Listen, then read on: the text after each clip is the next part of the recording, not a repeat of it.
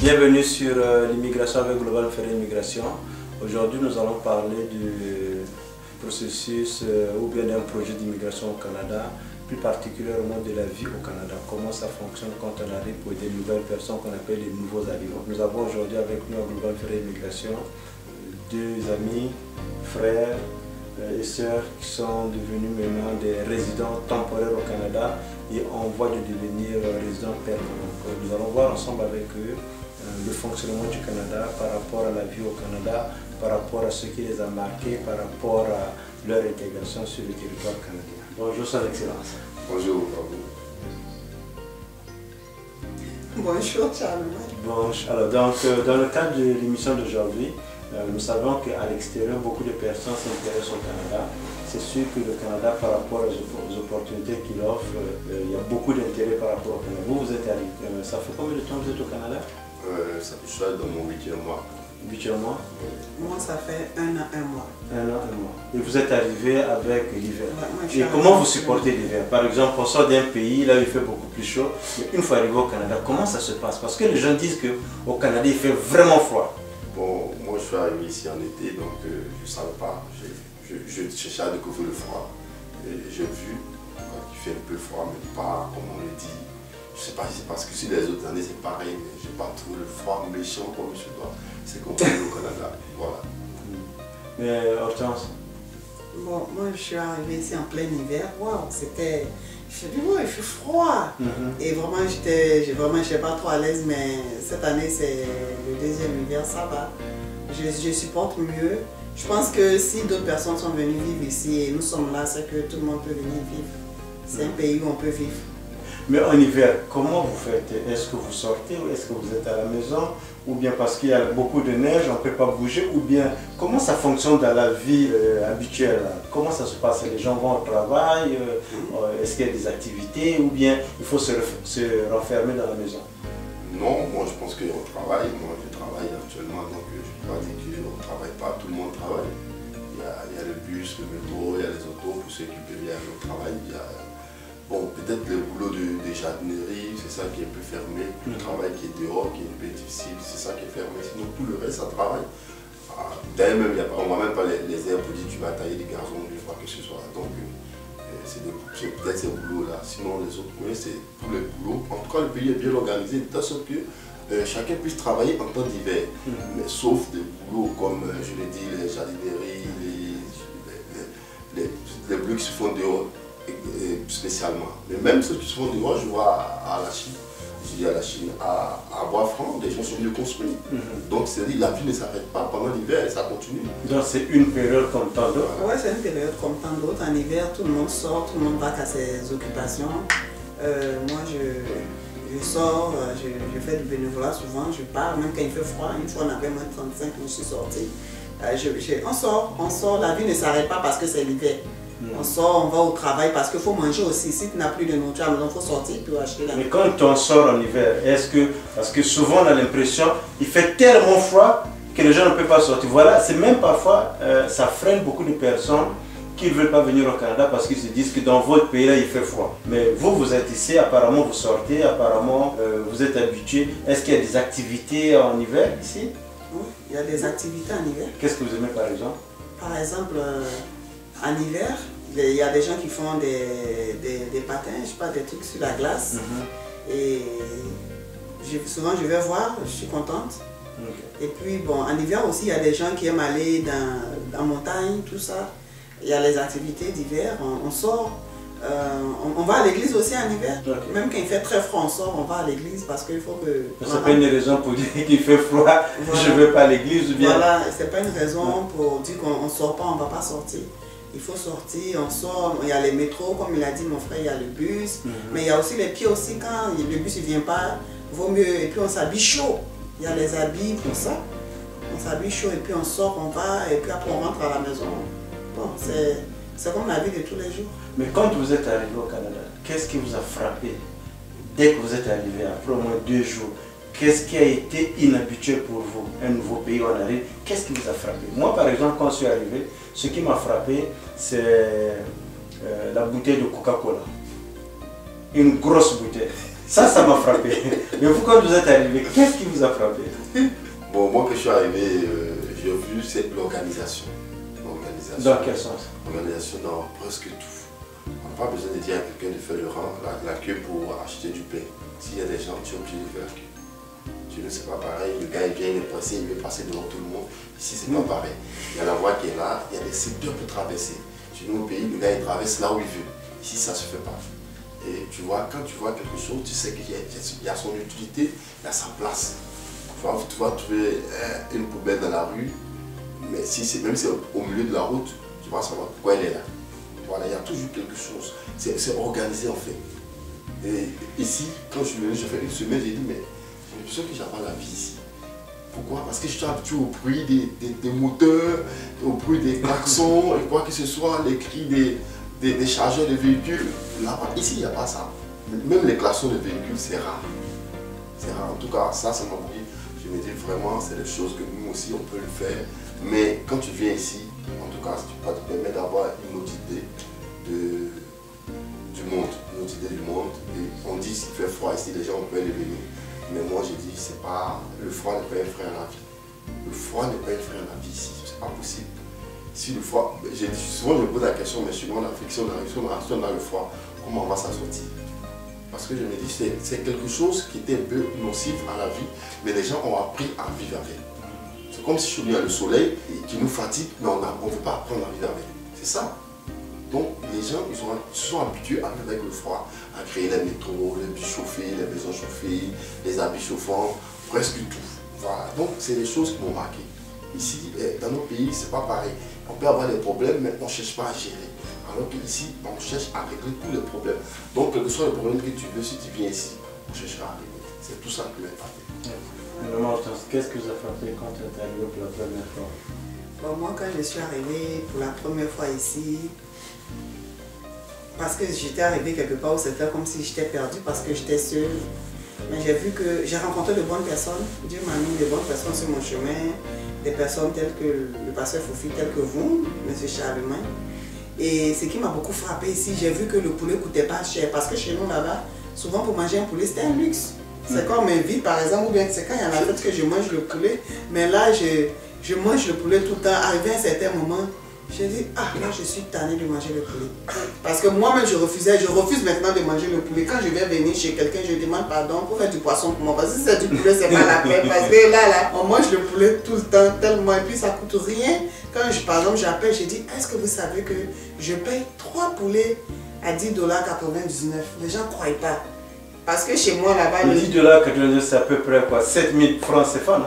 Ouais, et alors que chez moi là-bas, peut-être un poulet, même tu vas, c'est bien fait, tout ça, ça va te faire presque 4 000. Ça va pas 7 000, c'est 4 000, voilà. 5 000, 3 poulets. Voilà, donc alors qu'un seul poulet, le prix de 3 poulets, ça ne peut même pas faire 2 poulets chez moi. Donc je me dis, ah, ici, ça m'a beaucoup frappé. Parce que je pensais que les gens, on était arrivés quelque part en Amérique du Nord, tout est cher. Mais vraiment, on arrive à payer des trucs moins chers et puis on retrouve des nourritures de chez nous ici. Okay. Il y a tout ici. C'est pas comme dans d'autres pays, en Europe par exemple. Tu ne peux pas, pour trouver quelque chose de chez toi, c'est difficile. Ici, il y a tout ici. Mais quand vous dites par exemple, il y a tout ici, vous avez mentionné que nous sommes en Amérique du Nord. Souvent, on se dit qu'au Canada, ils parlent seulement l'anglais. Est-ce que vous parlez anglais? Comment vous faites pour vous débrouiller? Vous parlez en français, dans la rue, dans la vie, ou bien vous parlez aussi un peu anglais? Je parle français, mais le Canada, c'est un pays bilingue aussi, parce qu'il y a la partie française, il y a la partie anglaise. Nous avons eu la chance d'être dans la partie française. Donc on peut bien vivre en Amérique du Nord. On peut vivre en Amérique du Nord sans parler anglais. C'est vrai que moi je suis un peu bilingue. Voilà. C'est bien quand tu es bilingue parce que tu as un plus par rapport au travail, tout ça. Mais même francophone, tu trouves du travail, tu trouves de quoi manger. Et puis tu peux vivre, on parle le français, même si tu es perdu dans la rue, tu peux demander à quelqu'un. Et puis tout est développé ici, tu peux même interroger ton portable et savoir où tu te trouves, tout ça. Et je pense que c'est un pays où il fait bon vivre. C'est vrai qu'il fait froid, mais il fait bon vivre. Par rapport à l'accueil des personnes que vous rencontrez dans la rue, est-ce que les gens sont fermés, les gens sont ouverts? Parce qu'on a été dans beaucoup de pays. Là où si tu t'es perdu, tu ne peux pas te permettre, par exemple, de demander où se trouve telle adresse. Est-ce qu'au Canada, vous avez l'impression que les gens sont ouverts ou bien les gens sont fermés? pense pas que les gens sont fermés parce que même quand on arrive quelque part qu'on est perdu, quand on demande, les gens t'indiquent. Souvent, tu es perdu. Ah, mais t'as pas le GPS, sinon je n'ai pas internet sur mon téléphone. La personne, il prend la peine de prendre son téléphone. Vraiment, les gens sur qui je suis tombée, et il interroge son téléphone, il te dit où tu dois passer. Les gens ne sont pas fermés. Les gens... Mais quand vous dites il interroge le téléphone, qu'est-ce que vous voulez dire? C'est le téléphone qui parle tout seul ou bien? Non, par exemple, il va sur Internet, il va sur Google, et puis Google lui donne l'emplacement, il va sur Google Maps, il cherche l'emplacement où vous êtes, cherche votre adresse. Le GPS. Voilà, avec le GPS, et puis pour voir un peu voilà, la localisation, et puis il vous indique, on ne se perd pas ici. Et je pense que les gens sont accueillants, mais ça dépend de comment toi aussi tu viens vers les gens aussi. Mais au niveau des magasins, oui. Au niveau du GPS, j'aimerais ajouter quelque chose. Moi, je me pose la question ici. Quand il n'y avait pas de GPS, qu'est-ce que les gens faisaient? Comment ils faisaient pour se déplacer? Mais il y a la carte, c'est bien indiqué, il y a les ruelles, il y a des directions, on sait où est le sud, où est l'ouest, le nord c'est où. Il y a le bus, et le bus, si vous avez remarqué, il vient toujours à temps. Le métro, il vient à temps. Bon, il peut arriver qu'il y ait des problèmes techniques, mais en général, il est toujours à temps. Moi, je me rappelle, au début, quand il était arrivé, dès que tu arrives à la station de métro, le métro qui commençait, toi tu courais derrière le métro. Non, ça ne sert pas de courir. Dans 5 minutes, tu vas voir un autre métro. Donc voilà, pas besoin de courir. Mais au niveau des prix dans les magasins, dans nos pays, on est habitué, quand je viens, je vois ça coûte par exemple tant de francs CFA, et c'est ce que je paye à la caisse. Mais vous, quand vous êtes arrivé, c'était quoi la surprise? La surprise était grande, parce que j'étais avec ma fille, elle veut manger quelque chose comme ça, on voit de 4,99. Mais quand j'arrive à la caisse, qu'on calcule et puis on me dit ça fait 5,89 ou bien 6 $, j'ai dit mais c'est quoi ça? On dit non mais c'est les taxes. Et j'arrive, je vais acheter ma pommade, je vois la pommade fait 5,49, j'arrive à la caisse, je paye 5 $. J'ai dit mais je ne comprends pas. Je vais quelque part, je vais faire ça, on me dit des taxes. J'ai dit mais attends, ici on ne paye que des taxes. Ah franchement, moi je n'ai pas envie de payer les taxes. On dit non mais tu dois payer les taxes, sinon tu ne sortiras pas du magasin avec ton colis là. Donc vraiment ça m'a beaucoup... Au début ça m'a fatigué. Parce que je ne comprenais pas pourquoi je devais payer des taxes. Mais bon maintenant je suis là, j'ai dit bon ok, on est dans le pays où on paye les taxes. Mais en fait, ce n'est pas que c'est le pays qu'on paye les taxes. Dans d'autres pays, le prix est affiché avec les taxes. Mais au Québec, au Canada, on affiche le prix avant les taxes. Donc ce qui fait que les taxes sont payées directement quand vous arrivez à la caisse. Évidemment, si vous avez 5 $, ne vous amusez pas à acheter quelque chose qui va coûter déjà 4,50 ou bien 4,60. Sinon vous allez finir les 5 $. Non, mais maintenant, moi quand j'arrive au magasin, là, quand je vois le prix, je calcule les taxes avant d'arriver à la caisse. Mais non. Je vois par exemple approximatif, j'ai dit bon j'ai pris un truc de 4 $, peut-être quand je vais arriver à la caisse, ça me fait 6 $, 5 $ et caisse 6 $, ok bon, j'ai 10 $, je m'en vais à la caisse. Là, je sais ce que je vais payer, puis je sais l'argent que j'ai.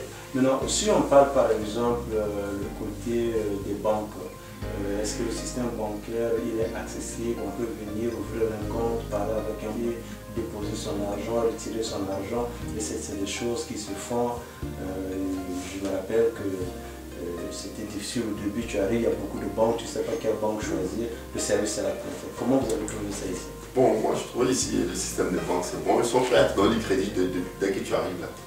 Dès que tu as un petit document canadien, c'est propre, on te donne du crédit. Mais on ne donne pas le crédit pour que tu abuses là. Oui, mais il faut faire. Il faut bien expliquer, le crédit c'est pas ton argent, c'est l'argent de la banque quand on te prête. Oui, voilà pourquoi on appelle ça crédit. Pourquoi j'ai dit ça? Parce que chez nous en Afrique, pour prendre un crédit même de 100 000 francs, tu dois prouver d'abord que tu peux rembourser le crédit.